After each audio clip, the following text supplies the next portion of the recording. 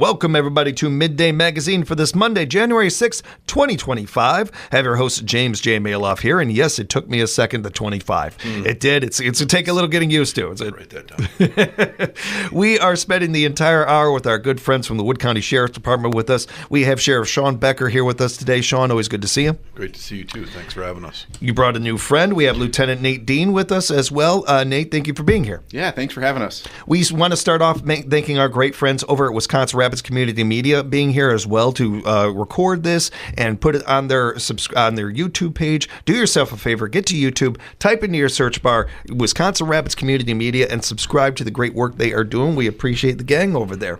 Guys, thanks so much for being here today. Yeah. Shawn, I know that we usually have a couple of places we like to start. Where would you like to begin today? Happy New Year. Happy New Year. Yes, yes. Happy New Year. 2025, boy, time just flies. You know, I go back 20 years ago, I didn't think I'd be here. You know, it's weird to say 2025, but hey, we're here. As far as the holidays, pretty uneventful for us, which is a great thing. We were talking this morning about, just OWI arrests. Did we have any OWI arrests on New Year's Eve? And we did not.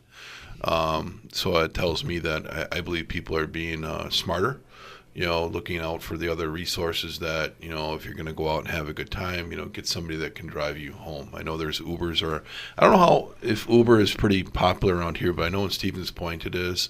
But just, I really feel that it's a compliment to the people that do go out on that evening and take care of themselves and others. And it was an uneventful night, which is great. Yeah, it's certainly not asking you to comb through your whole career every New Year's Eve or anything like that, but I don't remember many like that. And I do think that that's pretty noteworthy. I'm glad you started off here and everything, because I really think that not only, certainly it's hard to compliment people for doing what they're supposed to do. Like, that feels a little weird and everything to be that, hey, nice job doing what you're supposed to do here. But at the same time, we do know our area, we know our culture here in Wisconsin and some of these things.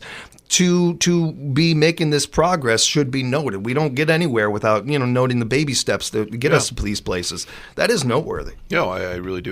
I feel the same way, with people that are, like I said, if they're going out and having a good time, they're making the arrangements to make sure that they get home safe. And that keeps everybody else safe, including, our deputies that are working, that shift, the night shift on, or even on New Year's Day or whatever it might be, that people are paying attention.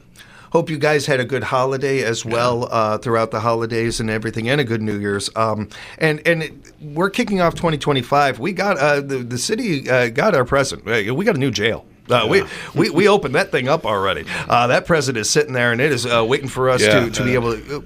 How did that go? Because we haven't talked since the first. I almost forgot about this. I had it in my notes and everything. Nice work. Nice work with the ribbon cutting celebration and everything up there. I saw, thanks to Wisconsin Rapids Community Media, because I was not able to be there, I got to see the video of that. You did a really good job. Thank you. I do want to shout out Lance as well, who didn't seem like he was supposed to be talking, but got up there and did a nice job, as he does. Funny story, Lance tried to defer to somebody else in the department, and we thought of immediately Ted Ashbeck, our jail captain, who's been extremely instrumental with the whole process, and Ted said, no, I don't want to do it. we weren't going to make them, but it was kind of, hey, Lance, I will speak, but let's let the people that are very involved with the project, and between Ted and then Ruben Van Tassel, our maintenance supervisor, they crushed it. This whole project, just making sure that what we wanted, what we needed, in this $92 million project was taken care of, and they both did just a phenomenal job. But no, that was really a surreal moment. Our honor guard that Nate's part of came in and started out the ceremony by posting the colors, and that went over very well. You could just tell you had a packed house of people, and that just started things off. And then then you have Laura Valenstein again. I just love to talk about her and the jail ad hoc committee. It just gives us time to reminisce about the start point, of just the discussions on the need, and then to get to here where we're just about ready to occupy it. And it's hard sometimes not to get emotional just because of what it took. And the whole theme was teamwork. Mm-hmm. That's what it was all about. It wasn't about me. It wasn't, all about our department either. It was about the community and the need, and, seeing Laura and our county board members, look at the need. They weren't convinced, and Laura will tell you that, that, hey, after, a presentation about the need from, our architect from Venture, not that they did a bad job on their presentation, it was just, I don't know if we really need it. And then with Lance putting together that committee of people that really weren't very supportive, then it just grew. And the work that all of our county board, did through this whole process, they did their job. They went out in the community, they talked about what they're seeing and explained the whys. And that's what you expect out of your elected officials. And then another thing is, it didn't matter what side of the aisle they're on. They didn't dig in and say, no, because I'm this or that. They looked at what the needs were. And that's something that I love to brag about. And just to have that small part of it and to watch it, just to say, hey, we'll answer the questions. We know that we need it. And we've had for a long time. And going back to Ted, about 6+ years ago when we started that conversation, and he educated me because my background is not corrections, and so not that I didn't know much about it, but he explained all these reasons why, and we were just waiting for that change in our department, and then it just built from there. And so for me being that small part of it, it was really quite an honor just to watch it all happen. And doing all the jail tours, we've done a lot of them. Yeah, I imagine. Which I'm not complaining about. It's just, like I said, it gives me that opportunity to brag about the people that made it happen, and even to see the support. And it's just huge. Going through the ribbon cutting ceremony, and a huge thank you to the Heart of Wisconsin Chamber of Commerce to be there and set it up. But to see how many people were there. I think one of the things that happens, and this is just life and how it works and everything, but we get caught up in the moment at times, and we get caught up in hyperbole at sometimes in those things. But this is one of those situations, young, old, no matter who I talk to in the community, the more people than not understand that there was a time, and not that long ago, where this seemed very far-fetched. Yeah. That this seemed like a very far-fetched idea and was not going to get up the flagpole. Yeah. And here we are, where it's not only happened, we're getting closer and closer to it opening up. Right. No, it's a surreal moment. Last week we did a tour for some representatives of Portage County because they're in the same position, and they've kind of stalled a bit. But that was fun to bring them through, answer a lot of questions. Ted and I, answered a lot of things for them, and then kind of brag, like, hey, look at what we did and then what we accomplished. And I know that they have the land purchased, and they're just kind of stalled, and they need to get to talk more people, kind of follow what we did. I think they'll get there. The unfortunate thing for them is the longer you put it off, the more you're going to pay, and it's going to cost your taxpayers even more money. So the need's there. They justified it for very, very similar reasons why we did, and they're just in a position that I hope that they move forward with it because the community deserves it, and so does not just the law enforcement community, but everybody does. And it's something we've touched on too, and now we're in the process of people getting familiar. The people getting familiar with the jail, getting more used to it, and getting some training in there. Right. Yeah. That's the next phase that we're really going through. It's putting together the training program for the new facility. It's completely different than what we have right now. And we had our own open house for our staff, like the week before the ribbon cutting ceremony. And I was extremely proud I had no idea how many people were coming. We had an idea, kind of an estimate, but boy, I think we had over 200 people because I said, hey, bring, your family, bring your friends that want to see this, and you can have free reign of the building. And I think a few people got lost here and there, but it was, I thought a really good moment for our department to see what we're going to get very shortly. And I think it was eye-opening, especially for some of our corrections officers that hadn't had the opportunity to walk through yet, and show people what we're going to be dealing with. So that'll be the next phase. And Ted's doing a nice job of putting that together. It'll probably take at least once here are the keys. Sam's group has been awesome to work with, their project manager, and once they turn the keys over to us, then that training process will start, and that'll probably happen within the next couple weeks. And we're probably estimating, a good month at least to make sure that our staff is going to be, comfortable with running the facility. I can't wait until we don't have to house inmates in Waupaca anymore. But you know what? We'll be patient, and once we're ready to roll, we'll do that. But it's something that I know that maybe people out there, and hey, I hope you don't have to deal with this, but we've talked about so many of the positives and the reasons for this and the how much this helps. Over the weekend, I spent a lot of time with my dad, and we got talking about the new jail a little bit, along with a million other things. Sure. But this came up, and one of the things he brought was the inmates being housed in other areas.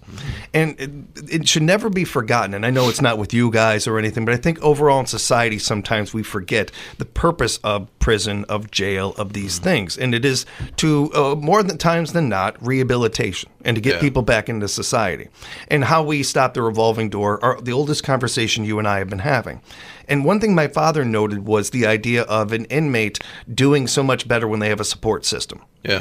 And when they are able to reach that support system, whether it is having them stopping by and seeing them or anything like that on visit times or something like that. Now, that's a lot harder to do when an inmate from here is in Waupaca. Right. And so certainly the overall purpose of this, and I'm not even arguing with, is tax dollars and saving our community that and the impact on our economy.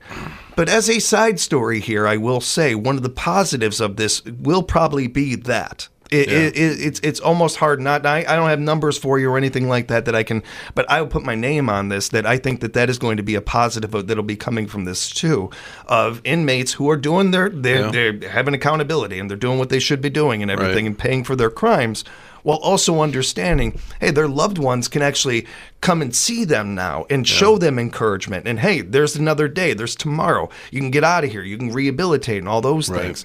That encouragement, you can't put a price on that. No, you can't. So something like that, there's so many other things that are going to be coming up. And this is just one little thing. There's going to be other stuff that comes up, I think, over the years of wow, man, I'm glad we have this new jail that are going to remind us of that. No, and that's a great point that you're making, those 75 people that are housed over in Waupaca. And they've been a great partner. I mean, did they take advantage of a situation? No, they had a facility that was, there to house other people's inmates. And we're not the only, sheriff's department that houses people over there. Portage County does as well. And, but, they had the facility to house them, and there's a cost associated with that. And do the inmates over there that are from Wood County get all the services that we provide within our facility? No. But that's not a knock on Waupaca. I mean, they do have things there that are available to help people through while they're doing their time. You bring up a really good point on visitation. One thing with technology, and that's another thing that this facility, that we invested in, what's available and what will fit for us is visitation and how we do visitation. COVID changed some things, a couple things, right off the top of my head, the work release program, the Huber program, that all had to stop during COVID. And then you had to find out different ways of how you can, accommodate people that do qualify for a work release program. And fortunately, we've had electronic monitoring going on for quite some time. And so the shift was, okay, we don't want people coming in and out of the facility. We want to limit that as much as we can. And already having the electronic monitoring program, the cost is associated is essentially the same. So what we did is just expanded our electronic monitoring program and really eliminated the work release program of people coming to and from the jail. All right, we got you on an ankle bracelet program. So that was a big change that we're continuing to do. And then the other thing is visitation. Obviously when COVID was going on, we were, there were not any visits going on. And that is hard on an inmate because you do still want to connect with the outside. And what's evolved with technology is video visitation. And that's something that was a big investment with this facility where inmates can do a visit almost any time. Not way in the early morning hours. But while they're in the common area of their cell block, there are kiosks where you can call and do a video visit with somebody. They might be at home, or if somebody wants to come and visit an inmate, they can do it for free at the Sheriff's Department, where we have a visitation booth, but it's all by video. So that's been a change that all jails are going through in prisons, that the visitation can really be done right from the cell block. We also have tablets that the inmates can get if they qualify for it, where you can do it right from your tablet as well. But I do tell people there's a cost associated with that, and you have to look at it. It's very similar to like doing a collect call, phone call. Well, there's a cost associated with that as well. Unless people come to the facility, then it's free. You can do the video visit from the facility. But a couple things that we had to look at, when we were going through the building phase of the project of technology, and that's been a huge investment for for this new facility. As the building's opening up and stuff, we'll be talking more and more about it, but very encouraging for our community. And again, nice job with the presentation, the opening, the ribbon cutting, all of that. It was good work. Like I said, it's a real moment.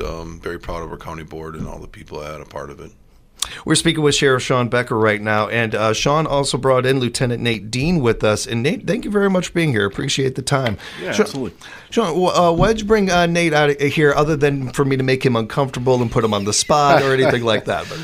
Well, I saw him in his office this morning. I'm like, So the idea came up, and I didn't force him here, but I'm like, hey, you want to go on the radio show with me today? And he didn't say no. And I don't think he could have said no, because here's a note for you on radio days. I guess you got to hide. That's a good idea. Note down what those days are, right? Oh, I just thought it was a good opportunity. Nate's been with us for several years now and has done an awesome job with a lot of the programs that he oversees with the department. He finally got the day shift last year. He'd been working nights for a while.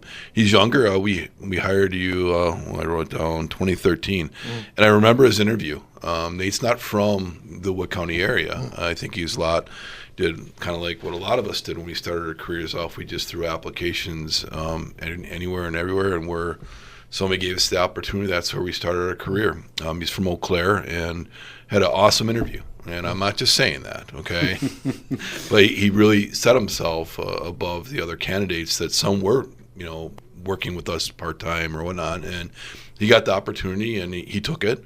And he decided to stay here, and very proud of him for that, because I know that that's not easy, because I know what I did. I worked down in the Sauk Prairie Police Department for a couple of years to get my experience, because it was so competitive back then to get into law enforcement, especially in central Wisconsin, and then came back and got very lucky that Wood County hired me.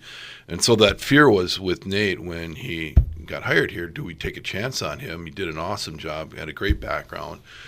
I'm like, I bet she's going to want to go back to Eau Claire. And, he seriously thought about it. And I have no problem with that, because that's what a lot of people do. And, hey, it worked out for us that he decided to stay. And he's been promoted a couple times, and he's very well respected at our department, and he's a great leader. He's proud of him to be part of our admin team.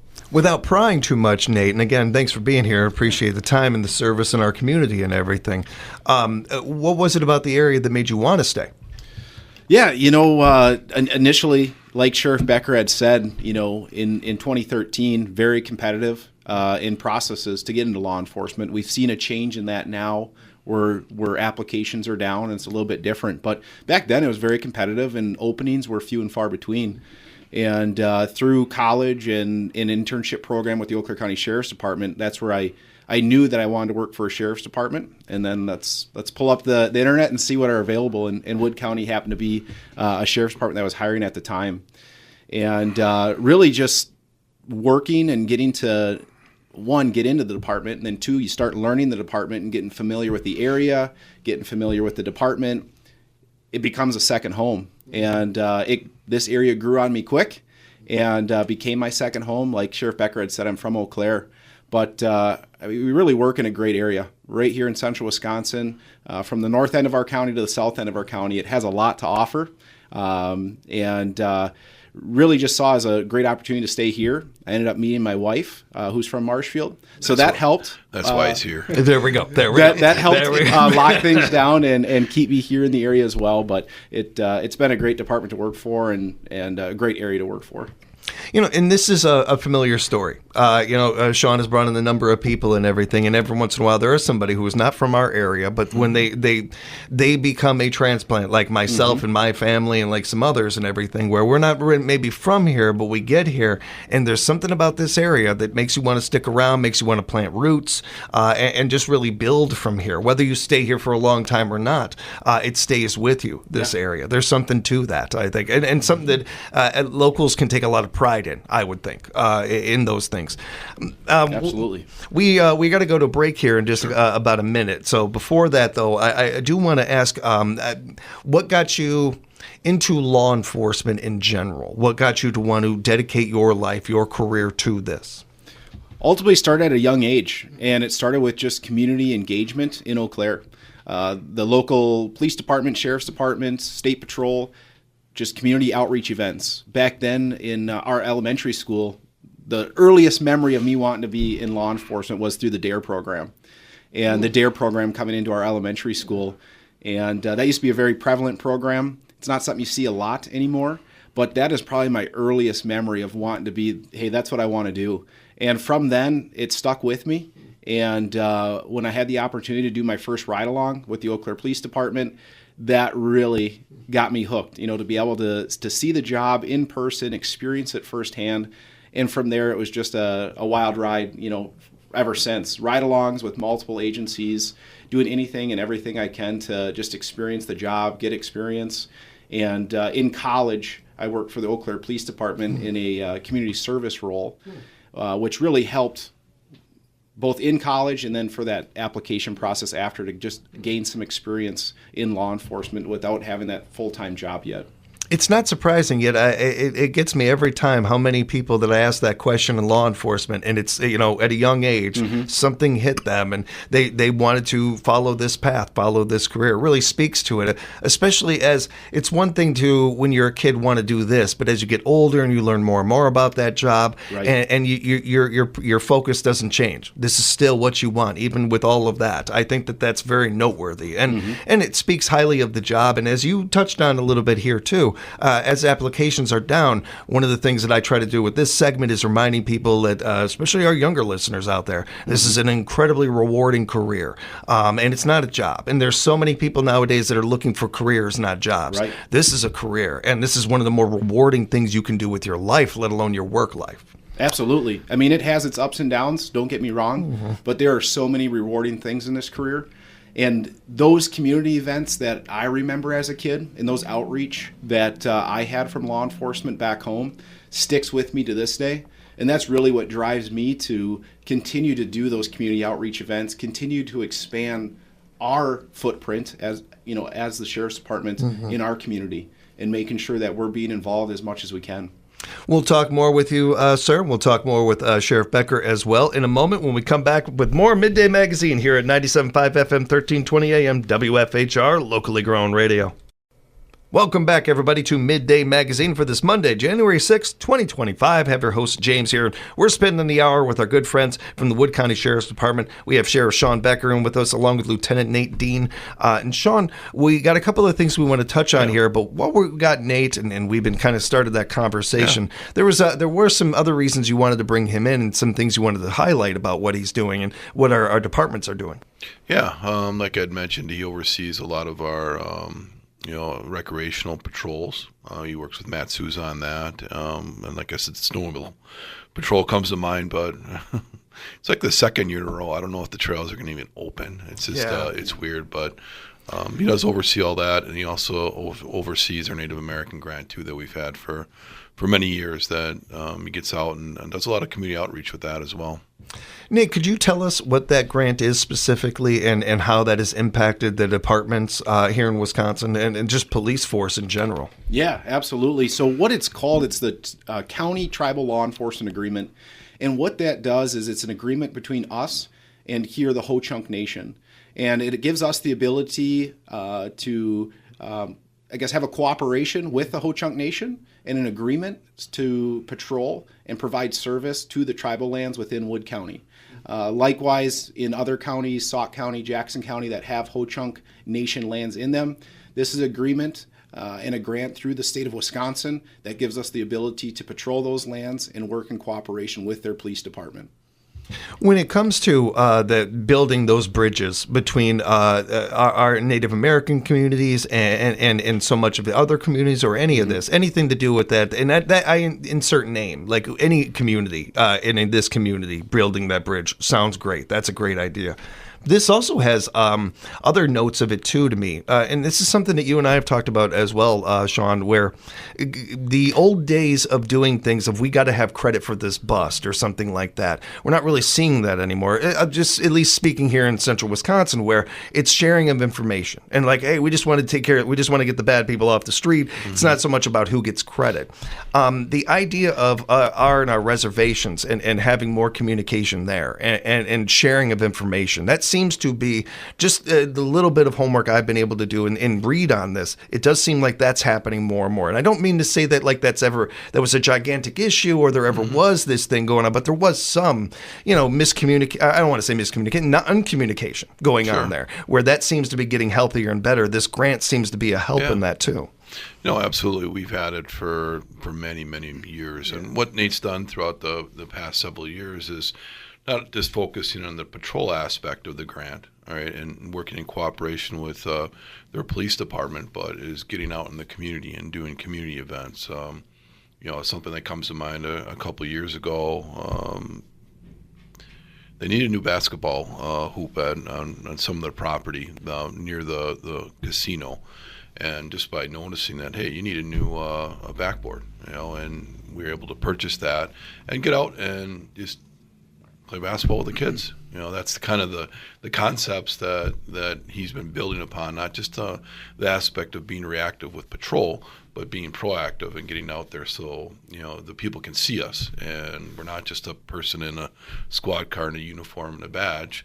No, we're regular people too, and getting out there, especially with the youth. I think that's really, really huge because that impression that you can get, that positive impression on a law enforcement officer as a younger person, can really have an impact on someone because you don't know, whoever it might be, what their home life is and maybe what interaction they've had with law enforcement wasn't so positive, not because of their behavior, but because of somebody else's behavior, whether it's a parent or sibling or a good friend. You see something and action is being taken because of their behavior that might not be so positive, but here are some ways that we can get out there and just by doing something, with them. And I think it was an awesome idea that, you see the need of, they need a new backboard, and hey, let's get them one, and we paid for that, and then we installed it, and then, and had an awesome day of just hanging out with the kids.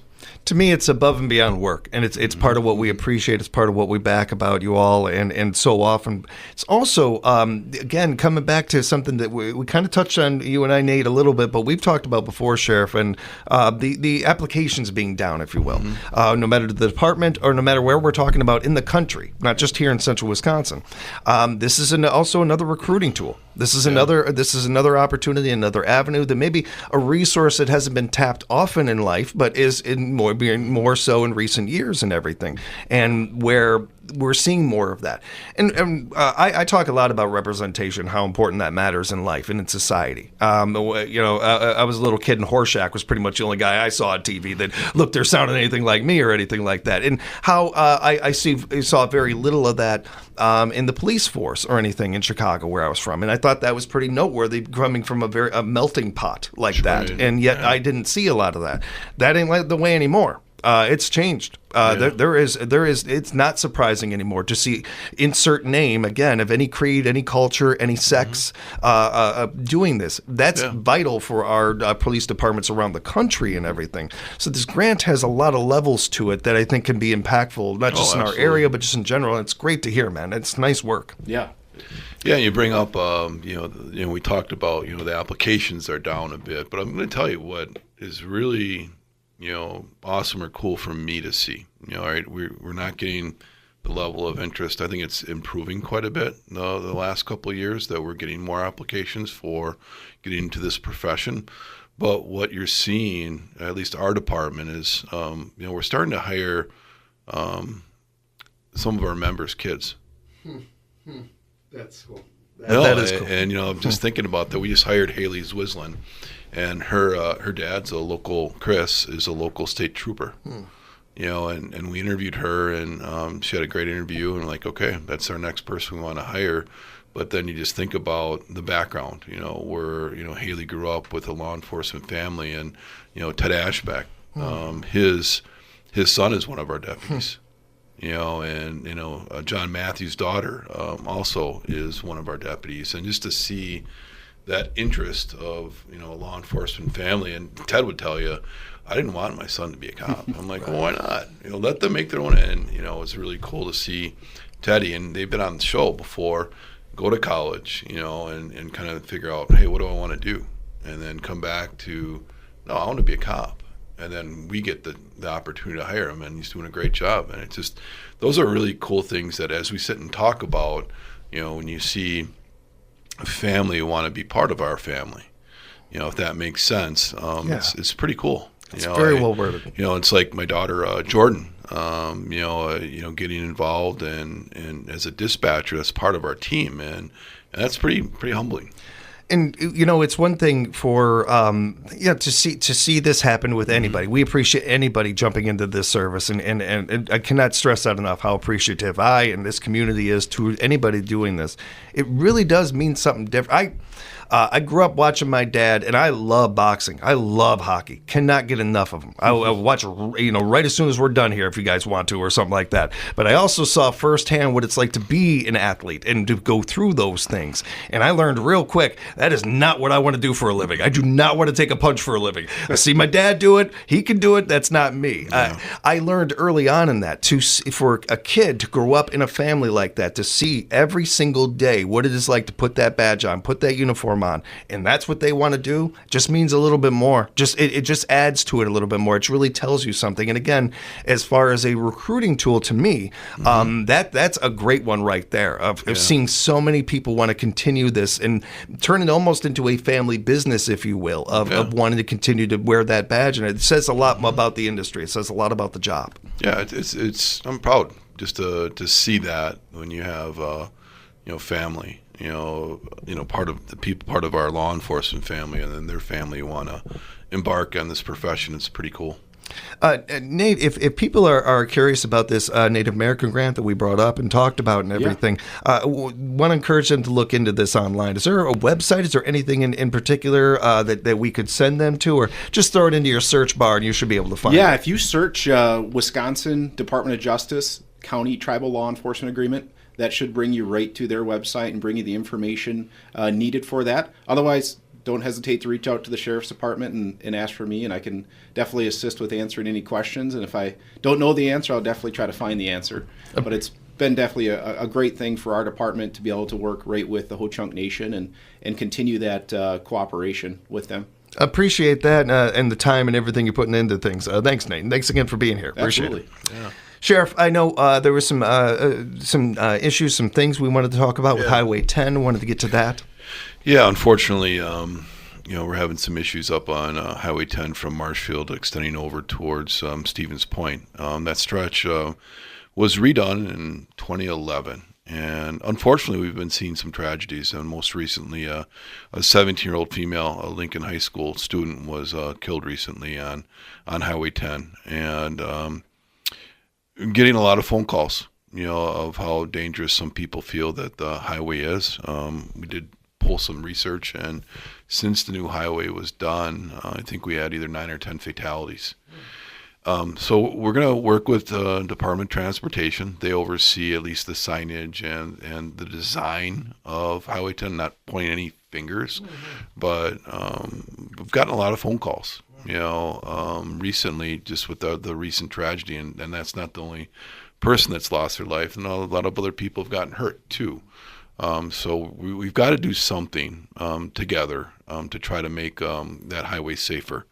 That's probably one of the hardest things that we have to investigate are traffic fatalities. And if there's something that can be done to make an environment safer, we should do it. We should do it together. I don't mean to get you into a gray area here or anything, but is there something we could be doing right now, just as citizens, that we could be doing better? Great question. Talk to your legislators. That's where I would start. John Spiros and I had a long conversation last week. I also spoke with Scott Soik, who works for Derek Van Orten, at length about this, and I will be speaking with Pat Destin as well. I think that's where you start with. Also, call your county board members. Let them be aware they know. But there's something that we need to do collectively together. Any option that can make any of the intersection, that's where we've been having the problems, are the cross intersections. Highway 186 is probably the biggest one, but there's also other ones out there that people sometimes struggle going across 4 lanes of traffic and not stopping, in the intersection in the middle, the median. And, we've got to do something out there. So it's concerning. And I'm hoping that collectively with Department of Transportation, we can do something as far as change it. We're going to get out there and provide extra patrol and reaching out to the state patrol to do the same thing, especially at those busier times, when school's getting out or school's starting, where you have especially a lot of the younger people that are driving out there that don't have as much experience as we do. But, we've had people that have had numerous years of experience driving that have unfortunately been in a crash that somebody's life was lost. So that's not. It's hard to talk about because you're dealing with, especially a recent one with a 17-year-old. It's hard. The driver that did not pass, but the passenger did. I knew him. He played football at Lincoln High School, and just look at not only the physical injuries that he's going through, but also the mental health side of things when, you were driving a vehicle that somebody died in. I can't imagine it. But let's work together to try to prevent these kind of tragedies going on. We will be keeping on this story, and we'll be both of us will be sharing and sharing with our audience more and more of this, and as conversations go on. Yeah. And as Sheriff Becker told you and reminded us, hopefully, that when it comes to our representatives, we are the boss. We are in charge. We put them in that position. It is important that we remind them of that sometimes with kind of feedback like this, and reach out to them, encourage you to do that. Yeah, please do. Have some promotions going on. I felt the chill in the air, so that means the polar plunge is not far away as well. No, that's coming fast. February 1st out at Anchor Bay again. Great venue. I'm glad it's back out there again, and we've got a plunge team. Sheriff's Department's been doing it a long time. Just a great community event, and the fundraising for Special Olympics is, it can't get any better than that, in my opinion. Of course, I'm a little biased, but it's been fun to do. It's not fun in the water, but, you get out as quick as possible and find the nearest hot tub, and it's all good. It's a great cause, but very proud of the fact that our team, our Sheriff's Department still has a team with people willing to do it. I don't know if Nate will or not, but we'll see. You could ask him. Yeah. I was going to put him on the spot for a second. A lot of our corrections officers have stepped up, but no, it's all about the cause and raising some money and having a good time. And again, please come out if you're not going to plunge. Please donate to a plunger. It doesn't have to be me or the Sheriff's Department, but if somebody that is plunging, please support them. It goes to a great cause, then come out. Like I said, the folks at Anchor Bay do a phenomenal job having this a great all-day event, and you'll have a lot of fun. And again, come out and support the cause. February 1st, Anchor Bay. Plunging will start at noon. And law enforcement usually goes first, but that'll be up to the powers that be that organize the event. Looking forward to it. We'll be covering it. We'll be talking more about it as we get closer to it. Any other news and notes you wanted to get to in our last 5-10 minutes here? Yeah. Well, I want to thank Dave Mosier. Every year he donates to our K-9 unit, and he probably won't like me saying it, but no, thank you, Dave, for the continued support. Your generosity, is helping support our K-9 unit, and just the donations that we get from the community. I can tell you right now that the Sheriff's Department should never have to budget for another dog. at all with the donations that we have gotten throughout the last couple of years, especially. We're going to be set up for purchasing dogs, equipment, training for, I think, ever, just the way it's looking at. Just a huge thank you to Dave and our foundation, our Acacia Foundation, going out and getting the donations and people supporting us is huge. And then to kind of segue into that gives us an opportunity, to provide a service that not is only exclusive to Wood County, but around the state. Yesterday is a good example. The game kind of stunk. I don't even want to talk about the game, but there was a Packer game yesterday, and you can laugh all you want, but hey, it is what it is. The Packer-Bear game is always something that I treasure, because being originally from the Chicago area, my dad would take me to that game, whether it was down at Soldier Field or when we moved to Stevens Point. That was the game, and we've been owning, and I became a Packer fan. Everybody should know that. First time you go to Lambeau, you're hooked. But anyway, where I'm going with this is with Brandon Christensen, one of our lieutenants. He's recently promoted to that position, but he's been a canine handler for several years, and he has a unique dog, and that detects explosives, bingo, and Brown County or Green Bay PD reached out and said, hey, do you want to come and at least work the Packer games before the game starts, because of that specialized dog that we have. And absolutely. So I think this is the third game he's worked, but he doesn't want to do it anymore, because their record when he comes to work the game is they've only won once out of 3 games. So he's like, I don't know if I want to go anymore. That's funny. But it goes back to the community donations, especially from our foundation, has given us the opportunity not only to serve Wood County, but throughout the state for events, and even during the election season, he was called several times for either candidate just to go out and, make sure that, whatever happens for that event, it's safe, and it's unfortunate we're seeing what's going on in our country, and kind of humbled in a way that we're being asked to help out. So it's still hard to, you look at what happened on New Year's Eve, and and hearts, our heart and prayers are out to the people in New Orleans, and those are things that just shouldn't happen, but anyway, circling back, at least as a department, we can go out and help to try to make huge events safer. Yeah, it feels like another one of these topics similar to the jail, where we start out talking about this, and this, and as it goes on, we discover more and more how important these things are and how many different things they can do. The Canine Department, I think, is one of the best examples of this, where you and I could spend the whole hour talking about the vital work that does on the job. But there's also the other end of this, of the PR part of this, and building bridges with communities that we founded our canine units, and they excel at and everything. Turns out people love dogs. Yes, they do. It's another one of those things that really there is so much to this, and it's to me another reminder too of our officers. Because there is very few officers out there that have just, this is what I do all day, every day, just this one particular thing. More than not, you guys are wearing multiple hats. Yeah. And it hopefully creates a little more empathy for us as citizens in what that is to do that. And what you sign up for and the added things that are put on there with that. It speaks to that, to me, and I think to others as well. And hopefully some appreciation of that. Yeah, no, exactly right. And we're very, very fortunate that we have 5 dogs, and again, community funded. Everybody's met Lola, our therapy dog that Lieutenant Wagner is just doing a fantastic job with. I mean, she gets out not only dealing with our inmate population and the calming effect that has, just being within the jail, but out in the community. Recently she did kind of a fundraiser for, I think it was called Adopt a Grandparent over at Edgewater. And what she did is brought Lola out into the courthouse and talking with all the courthouse employees.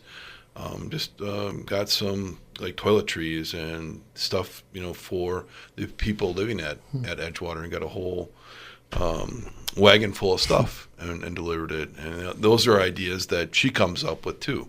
Like what we talked about with Nate getting out in the community, and she's doing that as well, and very proud of her as well for going there. But just circling back, I mean, we wouldn't have that opportunity if it wasn't for the community support, and that's something that we're always going to appreciate.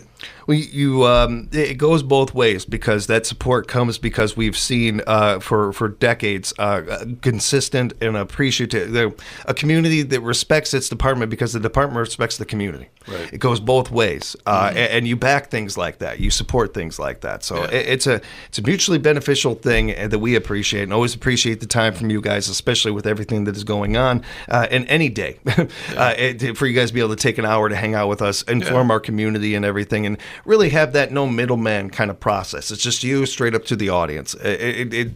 As we're starting a new year here and another year of doing this every month, I'm appreciative of it, and I know I'm not alone. There's others out there that are.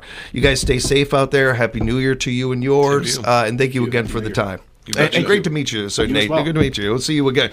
He's going to bring you back in, man. He did too good of a job. You're going to definitely come back.